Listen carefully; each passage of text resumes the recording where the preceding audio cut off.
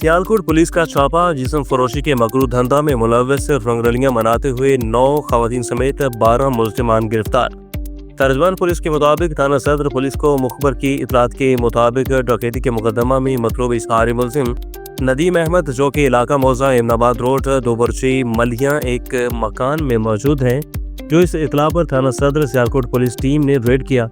जो एकस खातून मिसमात अंबर ने पुलिस पार्टी को देखते हुए शोर बचाकर मुल्जिम इश्तिहारी नदीम अहमद को फरार करवा दिया।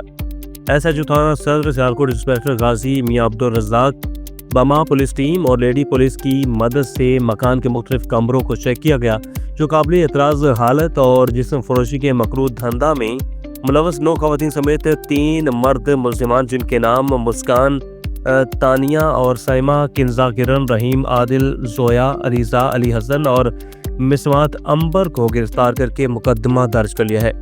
फहाशी के अड्डे को चलाने वाली मुल्ज़िमा मिसमात अंबर ने बतलाया कि वो उजरत देकर मस्तूरात को हरामकारी के लिए पेश करती है। जिस्म फरोशी जैसे हराम और गलीज़ धंधे में मुलव्वस मुल्ज़िमान किसी भी रियायत के मुस्तहिक नहीं।